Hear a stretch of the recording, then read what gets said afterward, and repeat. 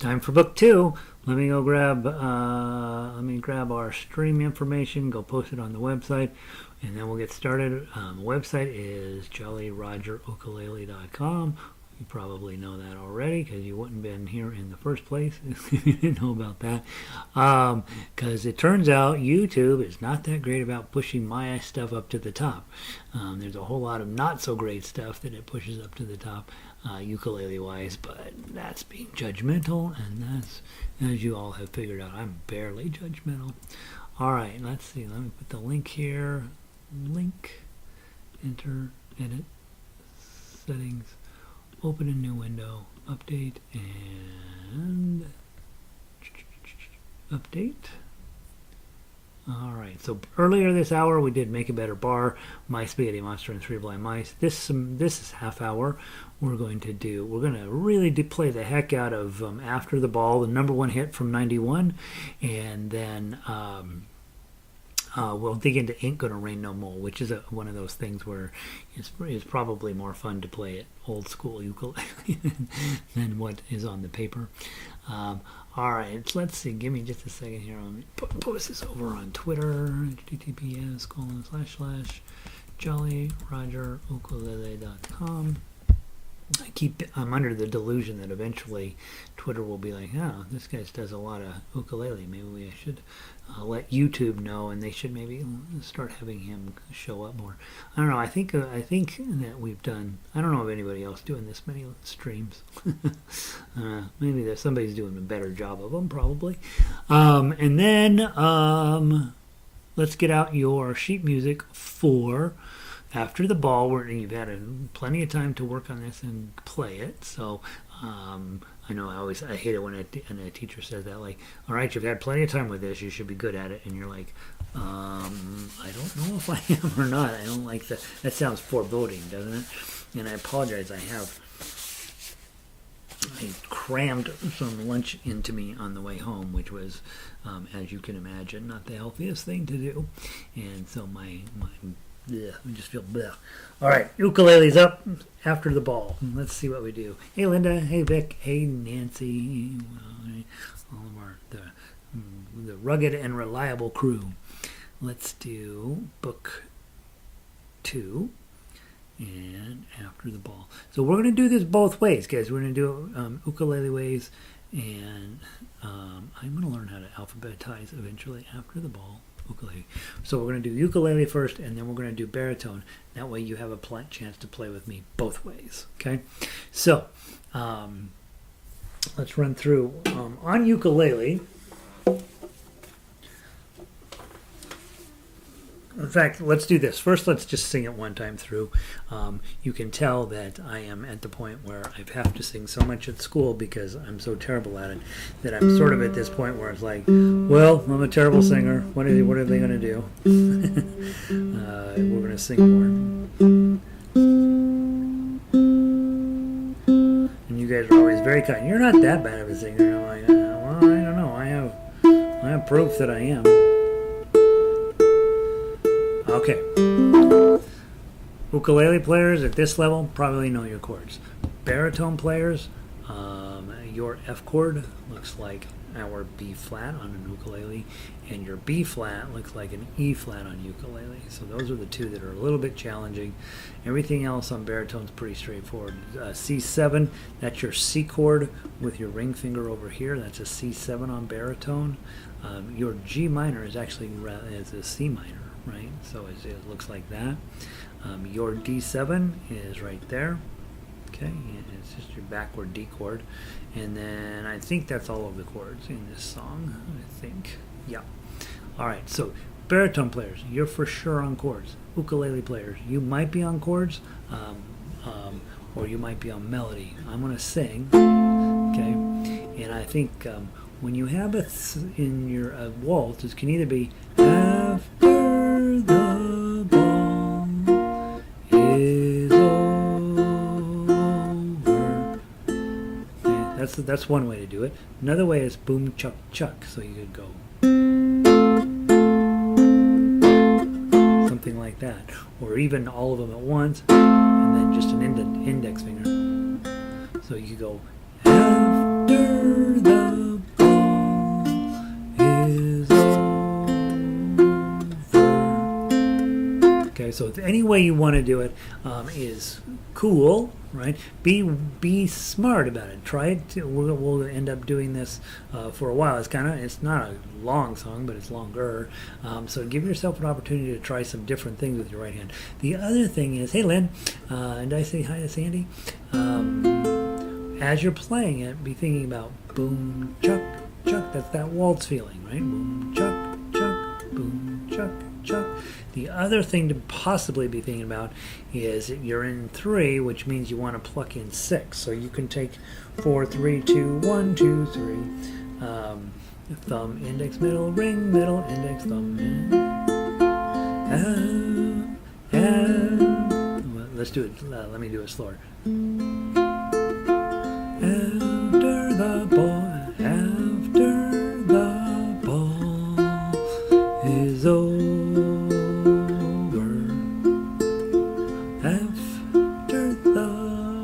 Break of dawn.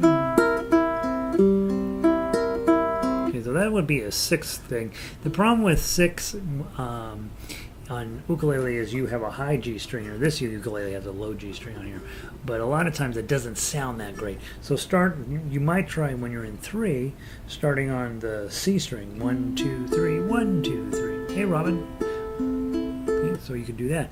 After the ball, after 1, 2, 3, 1, 2, 3, 1, 2, 3, 1, 2, 3. After. I'm doing it wrong. Let's do it. 1, 2, 3, 1, 2, 3, 1, 2. Let's do it in 9. 1, 2, 3, 1, 2, 3, 1, 2, 3, 1, 2. After the ball is over.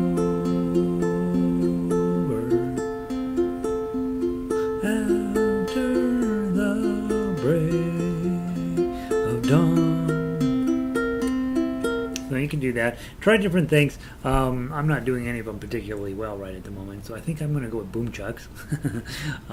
Let's just do it one time through. That way you don't have to listen to me singing too much. By the way, the heater is on, and so you probably hear this in the background, and we're really cold here today, so I guess you got to deal with it. Okay, just your chords. 1, 2, 3. After the ball is over, after the break of dawn, after the winter's leaving,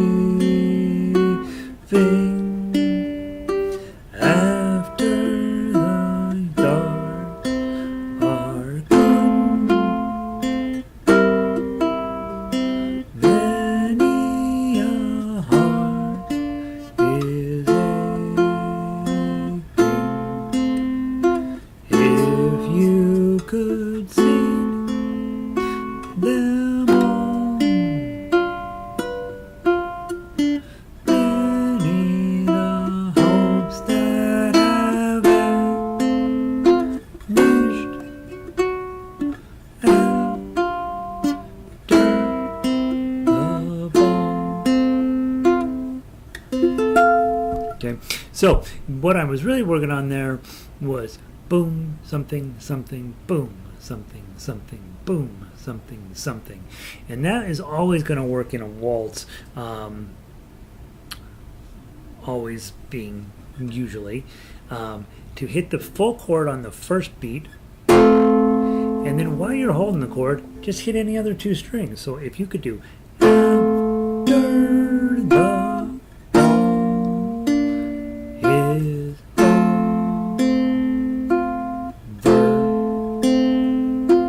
you don't have to use those strings. You could do maybe thumb and index.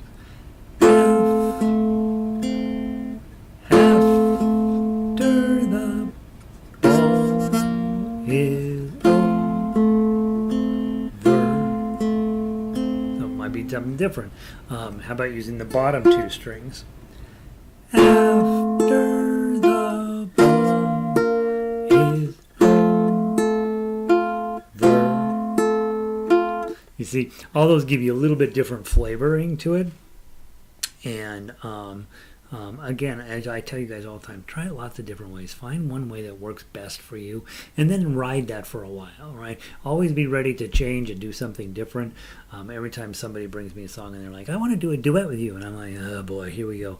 Because they'll want something that I don't typically do, right? And so when that comes around, you want to have plenty of practice doing things in multiple ways so that you're good at it. All right, let's play the melody. I'm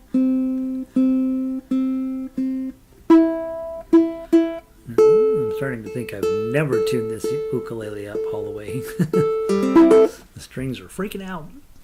Melody only, please. Baritone players, you're still on chords. 1, 2, 3.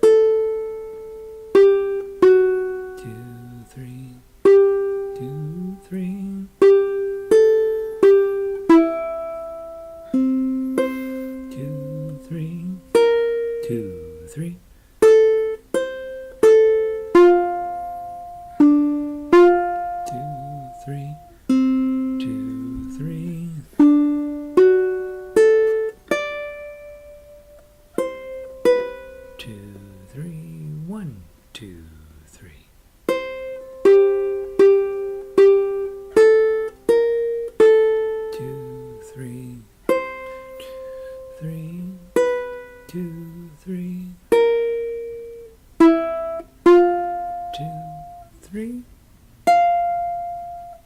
Yeah, you know, why does that 8 work? Why does that 8 make perfect sense there? Think about your string. E, F, G. I'm playing a guitar string. A string. A, B, C, D, E, F.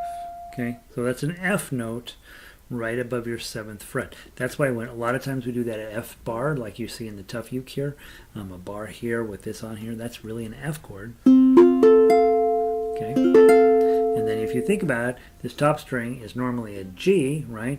But you've got A, B, you got a C on the top, so that's the in the key chord of F. Next one is normally a C string, D, E, F. That's your bass note. Oh, how convenient is that? That's, okay.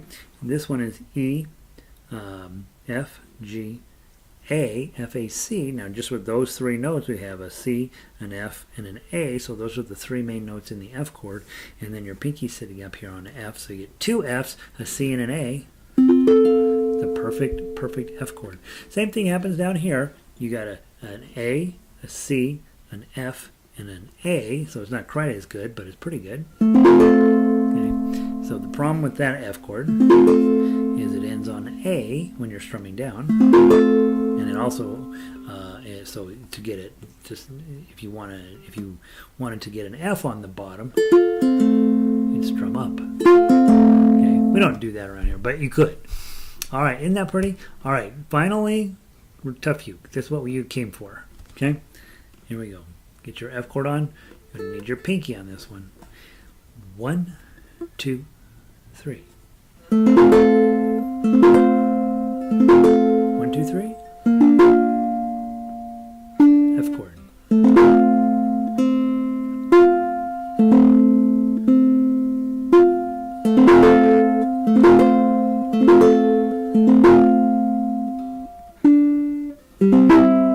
Don't you love majors like that one? G minor. Pinky. F chord. D7, G minor,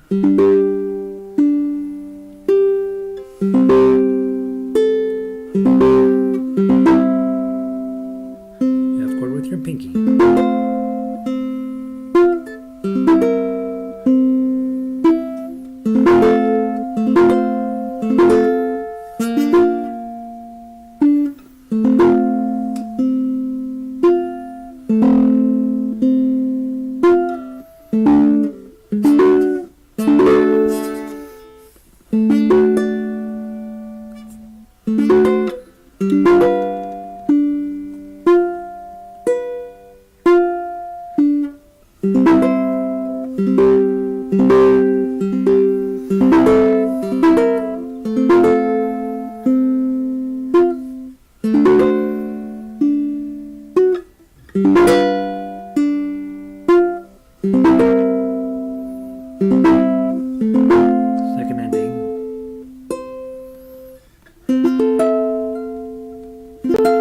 I put my major seventh on the end. Turn into a jazz tune. That's how you turn everything into jazz. Just put a major seventh in, and it's a jazz. Isn't that a pretty song? Number one song from '91. So you're rocking the hits. And imagine a world where that was your number one song. Just imagine that world. Okay, that will never happen again. The songs that we get today that are number one are way different, and probably not as good. All right, you know how sometimes I'll give you my opinion. Let's grab a baritone version of this. Now, baritone players, your job is tough uke, right? You already know that you're supposed to spend some time working on the melody, but baritone players, you're the tough group, right? You got to be ready for everything when you're on baritone. Ukulele players, look at your chords. You got a C chord, yes. F chord, all right. G7. Okay, remember G7 looks like that. They're D7, right? Just that guy. D minor, it's an F chord with your ring finger added. Remember that. Okay, that's coming up in your life. A7 is a beauty. Okay, just index finger right there. And I think we talked about everything. And there is a D7 at measure 23. Just use this D7. You can use this D7, whichever one you like better. You got the 2020 or the 2223. Either of those is perfectly legit. So play one of those, and that's it. That's your chords. Okay. So ukulele players, remember, boom chuck chuck, boom chuck chuck, and then the baritone players, we're going to play the tough uke or the melody, one of the two, and we're going to sound amazing. Get ready. Okay. As long as we all play together. Okay, 1, 2, 3.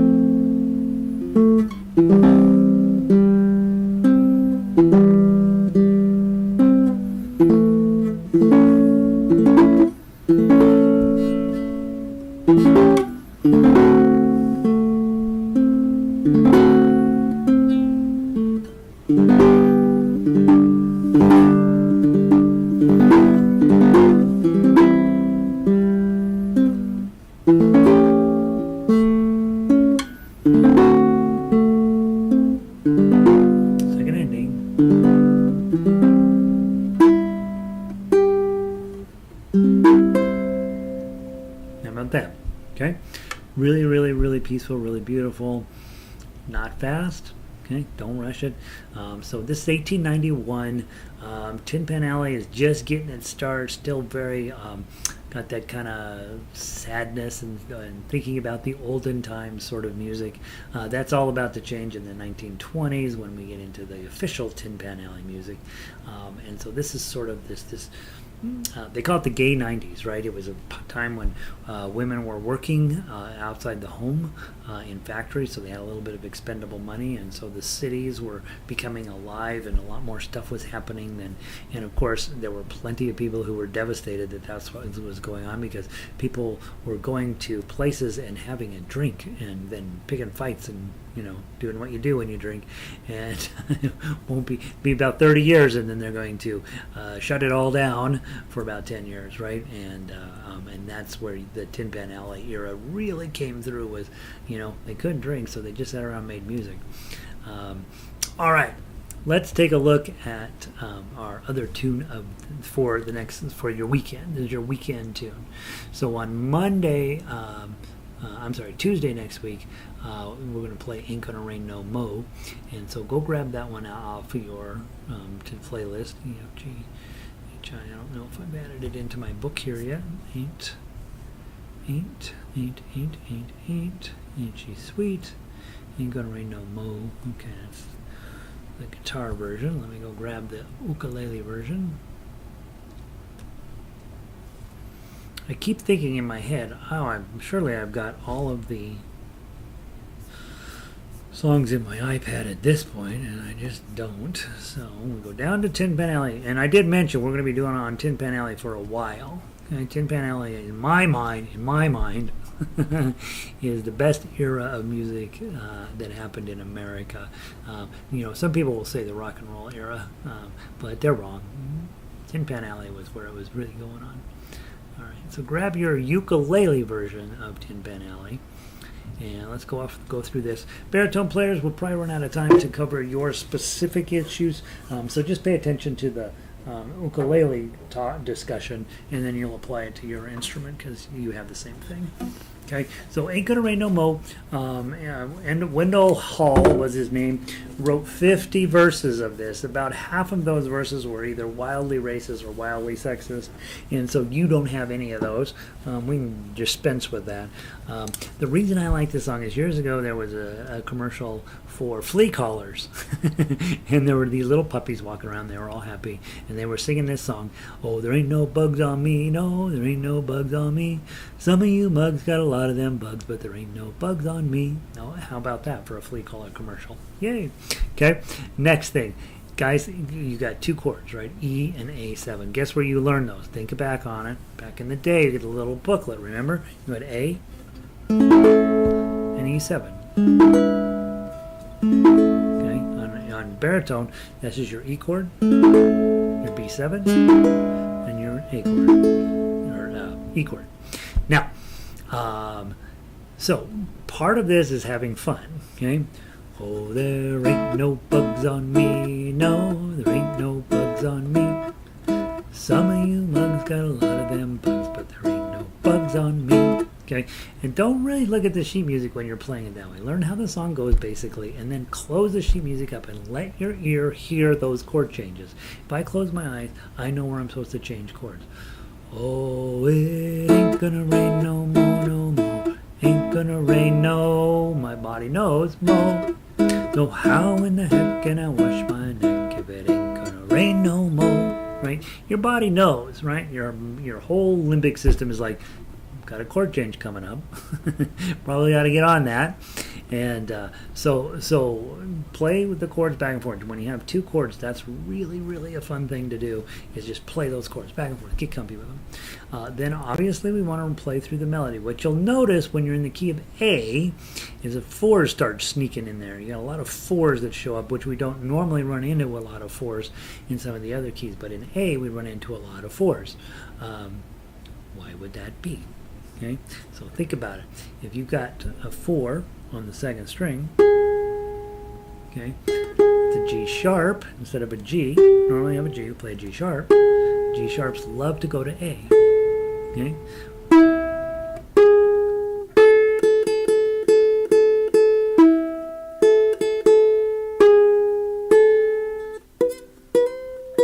Right? So 4s, G sharps love to go to A when they can, and so it's in music it's called the leading tone. There you go. That's that's my music theory lesson well, honestly, for the year. That's the only thing that they really hammered in over at school. Leading tone, leading tone, leading tone, leading tone, and they're right, you know. And so outside of that, there's not a ton here, but let's run through the tough uke real quick just to make sure there's nothing weird we got to talk about, because there is something weird we got to talk about. So let's play just a little bit of tough uke in 0-4, A chord,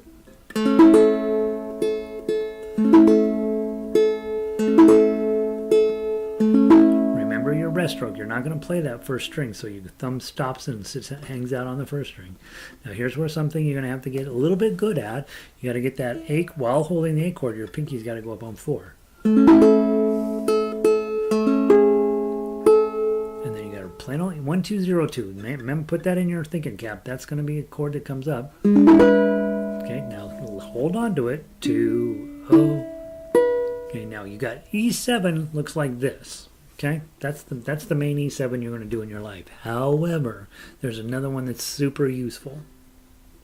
You know how we make D7 here, and sometimes we make the good D7. We put a bar here and the 3 here. That's the good D7. Okay, D sharp 7, E7 is on 4. Okay, so that's why that shows up there. Playing this E7 first, more. So how in the...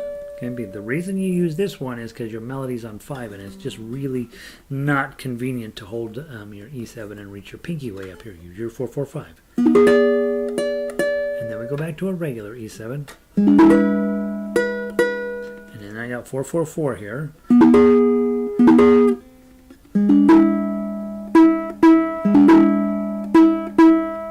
Add your ring finger, 1, 2, 2.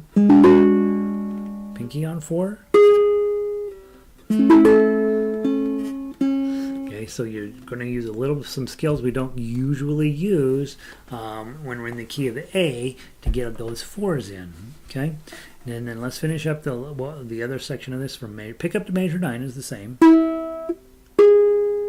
Well, a peanut sat on a railroad track. Its heart was 4 with your pinky. Make sure you use your pinky. All a flutter.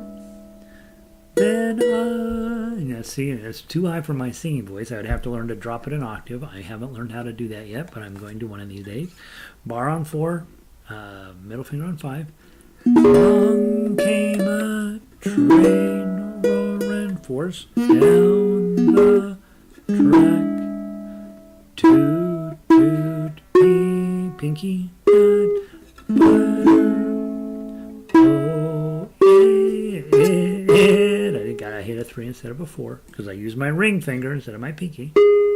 Okay, the additional lyrics are all down below. They're all about bugs. I thought making fun of bugs and to some extent poverty in those lines are somewhat more fitting than some of the horrible verses that Wendell wrote.